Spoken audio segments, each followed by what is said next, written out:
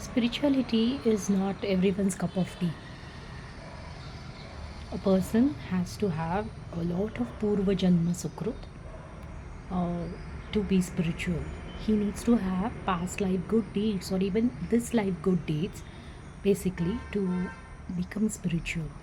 Not everyone enjoys spirituality, and spirituality is not being religious, going to temples, doing pujas, doing the rituals of whatever religion you belong to, like going to church or being a namazi for 5 times, and then uh, like having fasting and then doing pujas for hours together. It is not being spiritual, that is being religious.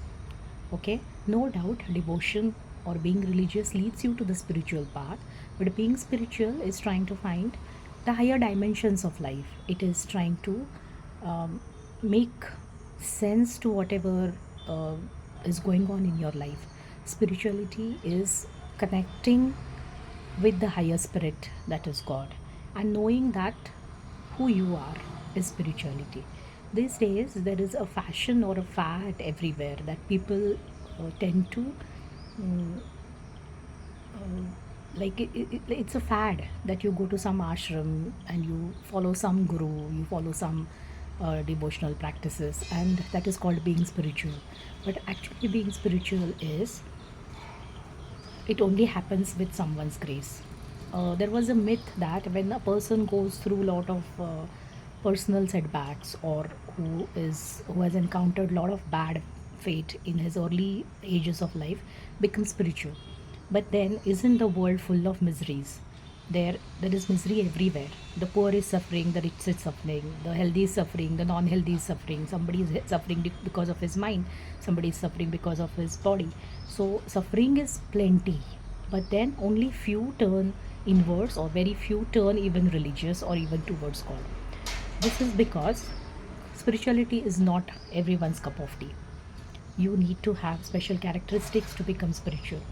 So when I see a few youngsters, like I keep getting asked questions like, why good people face bad, or why bad people are flourishing in this age, and such questions. You get to know that even youngsters are thinking these days about their true nature, why me, or such questions are arising to them, and it is indeed a good thing. So being spiritual is not basically an option. Not everybody even wanting to be spiritual can be spiritual. You have to have certain qualifications to be spiritual. One of them is definitely you need to have a human birth, and secondly you need to be having past life good tendencies, or you must have done some good in your past life that you turn towards spirituality. Because everyone who faces misfortune in life doesn't become spiritual. A person is unsuccessful in his marriage for 5 times, but he never quits. He never gets vairagya. A person can be unsuccessful his entire life, but he can never become spiritual because of that. So, if a person, due to whatever circumstances, becomes spiritual, it is a blessing of God.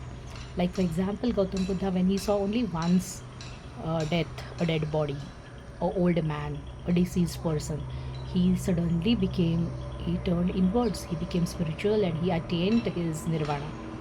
But here there are people uh, who see death every day, probably in the cremation ground or whatever.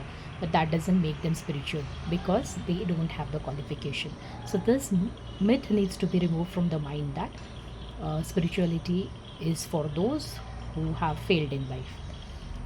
In fact, a person who has attained the highest success in life is the one who gets the love for spiritual path.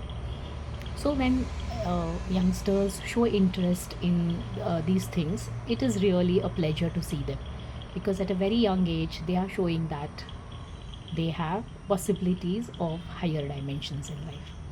So this is just for the youngsters, my students especially, who say that my talks inspire them.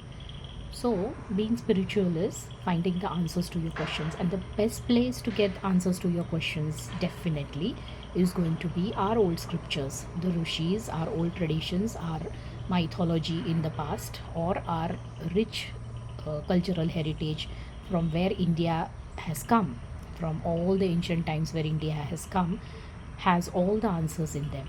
Only in the recent times, after the British invasion, we have deflected from that path. We have started condemning our own religious values, our own cultural traditions, and then we have come to today's day where, again, after a lot of downfall, we have come to realize that there is much to Indian culture, there is much to Indian heritage, there is much to our traditional literatures and the scriptures, the Veds, the Purans, that have a lot to offer to us.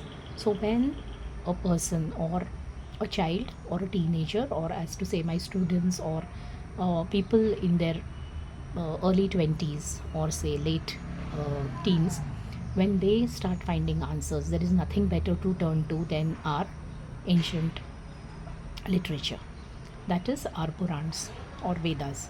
So they give us all the answers to our questions as to where we come, where we go, what is happening in this life, and from where we have to pick up, how we have to move on the life's journey. Like in the previous video, I said that Bhagavad Gita gives you a proper guide.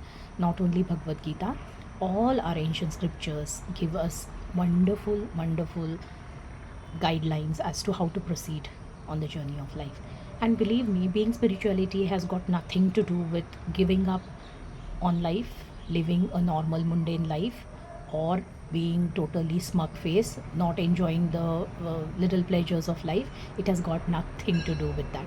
Being spiritual is just understanding yourself first of all, that what are you made up of, meaning the body is not you, your emotions is not you, the mind that you have gathered over time, the thoughts, the process of thinking, or the body that you have 80 kgs, 50 kgs, 90 kgs, what you have accumulated by simply eating, is not you.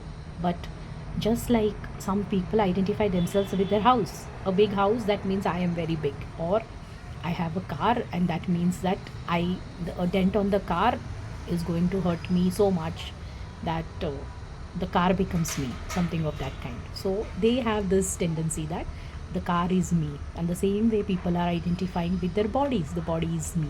But basically, you never say I am aching, you say that my head is aching, or you say my tooth is aching, you don't say I am aching. So that means you are something different from your body. You say in childhood I was like this, right? So when in childhood you were like this and you observed it, and now you even observe what you were in your teenage, it simply means that your life you have been observing. So there is a person who is observing all this, a person who knows what your body is. Just the way you see your car, you're also seeing your body. The way you see your car, the way you see someone else's house, you are seeing your house. The same way you are seeing your body, the same way you are seeing I am angry, I am getting irritated, you're saying basically it is your mind which is getting irritated.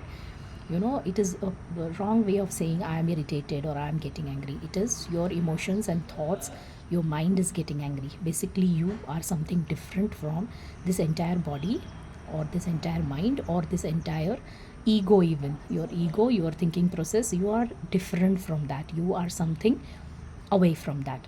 So basically getting these principles, knowing that you came into this body and you are going to be spending time in your body, just the way you come and shift into one house, you have come into this house called as body, and you will be staying here. And when time comes, you will be shifting from here and you will be occupying another house. Just the way you shift houses, you're going to go into another body. And this is the life and death cycle we have been following. Depending upon what kind of deeds we have done, deeds which were either you did good deeds or you did bad deeds, and depending upon what was your punya papa store, you went into different forms. Luckily we are right now in a human form. Not necessarily next time we will get it. Depending upon how we have spent our entire life, it will be decided whether in the next life what we are going to be. And it runs in India's bloodstream, or in our mythology, or whatever. We know this very well, that we are Atmans and we are traveling to this thing called life, and we have been living, as said by Bhagavan Shri Krishna in Bhagavad Gita. We know that we are just immortal beings. We are the immortal Atman, and every power is there within us. But because of the wrong identification, because we identify ourselves with the body, this all misconceptions have come. I am going to die, we say. That basically you are never going to die. The thing is that your body is going to get old, and eventually you will leave the body. You're going to come out of the body, and then because you are not fit to be liberated, or you are not fit to come out of this life death cycle, you are again going to be reincarnated, or again you're going to come on this earth. Depending upon what is the store of your punya and papa, you will be taking a new life. You will be taking a new body. Basically, it could be a cow's body, it could be a hen's body, or it could be a human body. So first thing, that you have got a human body, hence you are different from any other animal. You have never seen a few dogs sitting and doing satsang or bhajans. We have never seen 4 hens sitting and doing japa somewhere. Or we have never seen any ox sitting and thinking ki what is life, and what am I going to do after this life, and what is my am I doing the right thing or wrong thing. They are all living by impulses. They live according to impulses. They are hungry, they will go. They will either hunt, or they will snatch, or they will rob, and they will eat. And they go through the 4 cycles, like, live, eat, fear, and sleep. These are the 4 things. But we, being humans, we are different. We have got a faculty called as mind. We have got a faculty called as intellect. We have faculty which can decide right and wrong for us. We can decide ki having a piece of bread just because I'm hungry while snatching someone else's bread is wrong. We generally don't do this until we have total animalistic characters or features. We don't snatch someone's bread and eat, whereas a dog can do that, because a dog doesn't have an intellect. It doesn't decide for himself what is wrong and what is right. Whereas we, even however hungry we are, if a bread is thrown at us, we will reject it, because we have got a certain amount of ego attached to it. So we will not take the thrown things, right? So that is the difference between a human aperture and a dog's aperture. The way we are different from them, though we both are beings. We also are beings, and any animal also is a being. There is a Atman in that being also. But only in human life we are going to be having the faculty of thinking. We are thinking beings. That's why we see things which are different from an animal and us, though the life process is the same. They reproduce, we reproduce. They sleep, we sleep. They eat, we eat. But in man, we have one more excessive thing, that is desires. Because of our mind, we know to desire. And then over all this, we do not have control, then we become animalistic. If our intellect, if our Atma, or we, the Atman or the power, or we, if we are controlling all these faculties, then we become a true human, and then we can even rise to the divine state. But the thing is that if we keep our animalistic tendencies, what happens is we become animals eventually. That is, there is no difference between we and the animals. And the thing is that animals do not have this thing of doing anything wrong, because they are under impulses. They are actually innocent. But in our case, because we have the faculty of discriminating, that is, we have a Viveka Shakti.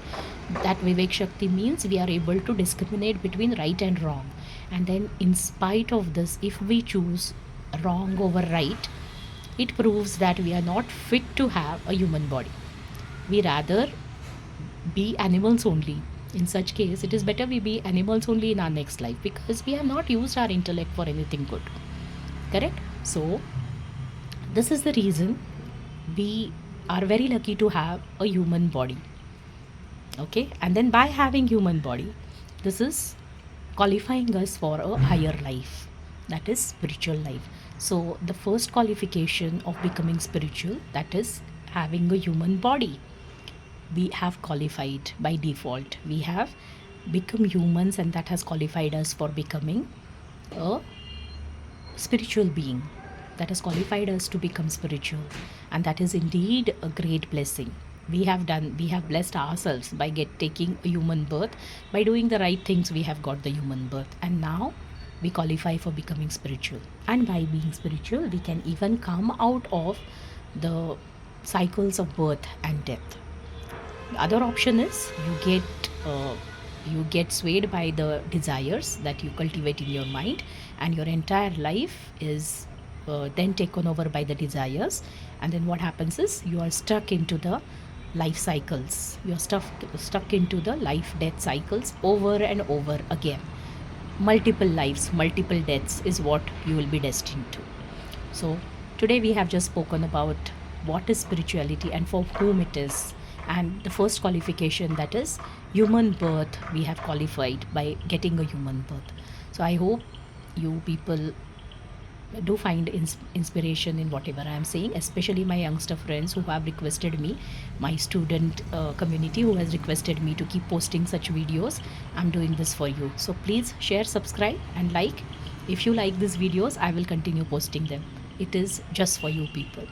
Jai Ramakrishna. Thank you.